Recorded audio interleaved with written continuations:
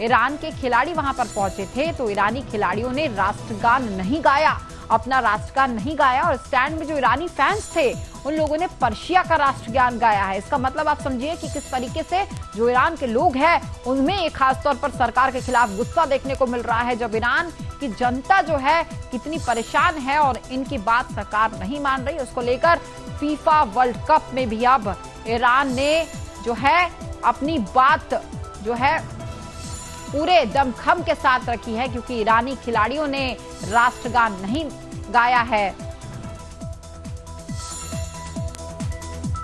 Iran बनने से पहले जो है उसका झंडा भी यहां फहराया गया था। ये भी हम आपको लगातार तस्वीरें दिखा रहे हैं। देखिए ये ईरानी महिला किस तरीके से पहले का ये जो झंडा है, ईरान का पहला झंडा जो है वो लहराती हुई नजर आ रही है और ये साफ तौर पर संदेश दिया जा रहा है कि आप कितनी परेशान है वहां की जनता, ईरान की जनता किस तरीके से परेशान है, उसका उदाहरण उन्होंने आज फीफा वर्ल्ड कप में पहुंचकर दिया है। जी हां, आप देखिए तस्वीरें। तो चलिए इस बीच हमारे साथ न्यूज रूम से हमारे संवाददाता राजपाल सिंह जुड़ चुके हैं। राजपाल, ईरान खिलाड़ियों ने जो है फीफा वर्ल्ड कप में राष्ट्रगान नहीं गाया और साफ तौर पर यह खुली चुनौती जो है सरकार को दी जा रही है। महिला जो है वहां की लगातार प्रदर्शन कर रही थी, महिलाओं का प्रदर्शन था, लोग सड़क पर उतर आए थे और एक बार फिर से जो ईरान की गूंज है वो फीफा वर्ल्ड कप तक देखने को मिल रही है। राजपाल, महिला अत्याचारों पर लेकर ईरान नर्क बनता जा रहा है लगातार। ईरान में जिस तरीके से महिलाओं पर कट्टरपंथियों के द्वारा अत्याचार किया जा रहा है, उन पर हमले किए जा रहे हैं, उनकी आजादी छीनी जा रही है, इसके खिलाफ में आक्रोश है। महसा अमीनी की मौत के बाद देश भर में ही नहीं, ईरान में ही नहीं पूरे विश्व मंच पर भी ईरान के खिलाफ में प्रदर्शन किए गए, मुल्ला मौलवियों के खिलाफ में आवाज उठाई गई है। और जब फीफा की बात आती है, जो फीफा वर्ल्ड कप होता है, फुटबॉल का सबसे बड़ा मैच जब खेला जाता है, तो वहां पर ईरान के खिलाड़ी साफ संदेश देते हैं कि अब वो आतंकवाद और जो ईरानी जो जिस तरीके की आक्रामकता दिखाते हैं हिजाब के विरोध में, हिजाब के समर्थन में, तो उसका भी एक साफ संदेश उन्होंने देने की कोशिश की कि अब ये जो हिजाब के खिलाफ में प्रदर्शन होंगे। और सबसे बड़ी बात एक चीज ये भी है स्मारिका, राष्ट्रगान हर देश के लिए एक गौरव का और सम्मान का पल होता है। जब ईरान के खिलाड़ी वहां मैच से पहले राष्ट्रगान गाने से इनकार करते हैं और पूर्व के पारसिया का गान गाते हैं, मतलब ईरान के पूर्व का जो इस्लामी बनने से पहले का जो राष्ट्रगान होता वह जब गाते तो एक साफ संदेश कहते हैं कि ईरान अब जो मुगलिया जो अत्याचार है, जो इस्लामिक अत्याचार है, उनसे बाहर निकलना चाहता है। और सबसे बड़ी बात ये एक बार ये भी कहीं कहा जाएगा, जब खिलाड़ी चुप हो गए, जब खिलाड़ियों ने चुप्पी साध ली, राष्ट्रगान पर कुछ नहीं बोले, तो ईरानी जो फैंस थे, जो दर्शक थे, उन्होंने पारसिया का राष्ट्रगान गाया। यानी कि ईरान जो पहले इस्लामिक सत्ता आने के पहले जो ईरान का इतिहास था, वो इतिहास उन्होंने दोहराया और उस राष्ट्रगान को लेकिन ईरान की तस्वीर, जब पहले की जो तस्वीर थी राजपाल, वो काफी अलग थी और इस तरीके से जो है अब जो है महिलाओं के लिए सख्त इस्लामिक ड्रेस लागू कर दिया गया और इसके जो है अगेंस्ट आकर अब ईरानी खिलाड़ियों ने फीफा वर्ल्ड कप में जाकर राष्ट्रगान नहीं गाया, वो मौन रहे।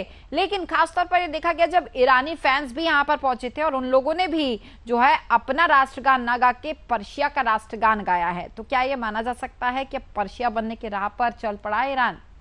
बिल्कुल स्मारिका, जिस तरीके से जो पर्शिया का इतिहास रहा है, पारसी धर्म को मानने वाले लोग थे, जिन पर धीरे धीरे करके मुसलमानों ने अत्याचार किया, इस्लामिक सत्ता थी, सत्ता हावी हुई और उसके बाद में शिक्षा के अधिकार छीने गए, हिजाब पहनाया गया और धार्मिक उनकी जो मान्यताएं थी, उन मान्यताओं पर भी कड़ा प्रहार किया गया। रामायण में एक प्रसंग आता है हनुमान जी का, जब हनुमान जी अपनी शक्तियों का बोध भूल जाते हैं, सीता माता को ले जाने की बात आती है, तो हनुमान जी एक चुप्पी साध करके एक अलग जगह पे बैठे रहते हैं और एक चौपाई आती, का चुप साध रहे बलवाना। तब हनुमान जी को बोध कराया जाता है उनकी शक्तियों का कि आपके अंदर वो शक्ति है जो आप समुद्र को लांग करके लंका में पहुंच सकते हैं। तो जब हनुमान जी को शक्तियों का बोध होता तब जाकर के वह लंका में पहुंचते, माता सीता का पता लगाते। तो आज जो चुप्पी साधने का समय ईरान के लोगों के मन में दिखाई दे रहा है।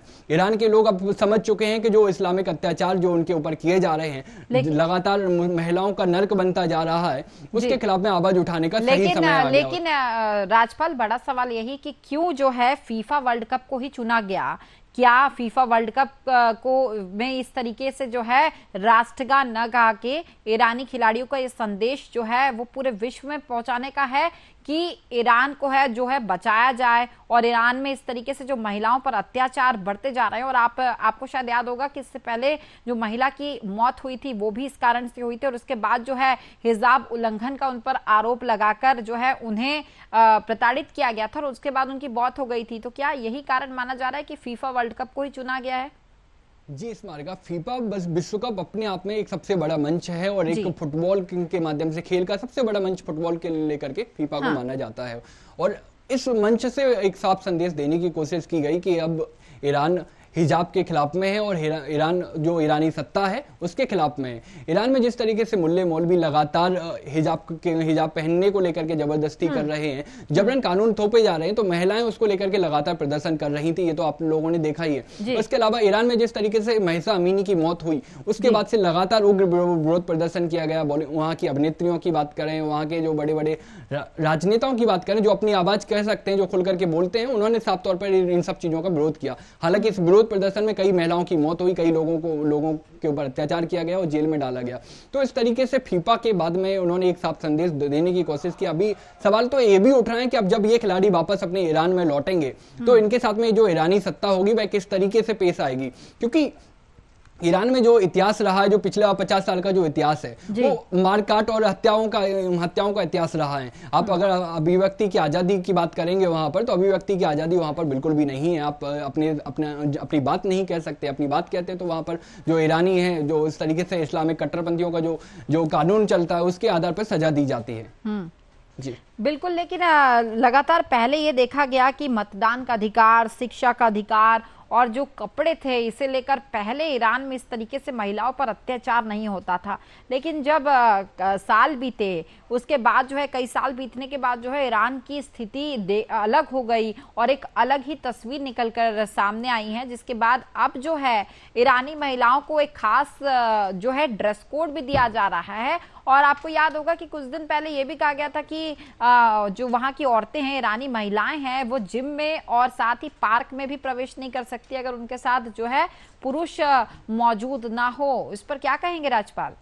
जी स्मारका, अब ईरान के जो नागरिक हैं, वहाँ के पूर्व के जो ईरान है, 50 साल पहले का ईरान है, जो पूर्व जो पारसिया वाला देश रहा, तो उस तरफ की ओर वो लौटना चाहते हैं। हाँ। इसीलिए इस जो फीफा विश्व कप में पारसिया का झंडा फहराया गया, पारसिया का राष्ट्रगान गाया गया, तो इससे साफ तौर पर वो कहना चाहते हैं कि हमारा जो देश था, हमारा जो वतन था, उसे उसी हाल में लौटा दीजिए, या फिर हम लोग आंदोलन करेंगे और विरोध प्रदर्शन करेंगे, जिसके बाद में ये इस तरीके के वो पारसिया सत्ता दोबारा से चाहते हुए पुनः चाहते हैं कि उन्हें आज़ादी मिले, पुनः अपने त्योहार मनाने की आज़ादी मिले, पुनः शिक्षा के अधिकार मिले, पुनः वो सारी चीजें वापस चाहते हैं। और वह नहीं चाहते कि इस तरीके के कट्टरपंथी लगातार उनके ऊपर हावी रहे। 36 साल पहले, अगर राज्यपाल 36 साल पहले की अगर बात करें तो ईरान की महिलाएं काफी बोल्ड थी, और तस्वीरें अगर आप गूगल पर जाके देखें, या हमने अपने खुद भी अपने दर्शकों को दिखाया था कि किस तरीके से मॉडर्न तरीके से वहां की जो महिलाएं थे वो रहा करती थी। लेकिन अब जो है आपने देखा होगा किस तरीके से जो तस्वीरें हैं वो बदलती हुई नजर आ रही है। और अब अगर फीफा वर्ल्ड कप की अगर बात करें राज्यपाल, तो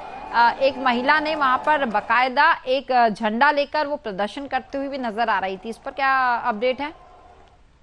ईरान धन धान्य, ईरान आपने जिस तरीके से बोला, ईरान पहले धन धान्य था, उसके बाद में इस्लामिक कट्टरपंथी आते और धीरे धीरे उनके अधिकार छीने जाते हैं। और फीफा में जिस तरीके से जो महिला की बात की जा रही कि महिला ने झंडा फहराया, तो उसके बाद में अभी तो यही अपडेट है कि उसके बाद में और भी लोगों ने इसके खिलाफ में इसके समर्थन में आए, महिला के समर्थन में। और इसी के कारण आपने देखा भी होगा कि राष्ट्रगान भी जब पारसिया का गाया गया, जब ईरानी खिलाड़ियों ने राष्ट्रगान गाने से इनकार किया, मतलब राष्ट्रगान जब बात आती तो वो मौन हो गए, और उसके बाद में जो ईरानी फैन ने पारसिया का राष्ट्रगान गाया वहाँ पे। बिल्कुल, तमाम जानकारी के लिए आपका बहुत बहुत धन्यवाद राज्यपाल। तो आपको बताया कि फीफा वर्ल्ड कप में जो है खासतौर पर गुस्सा देखने को मिला।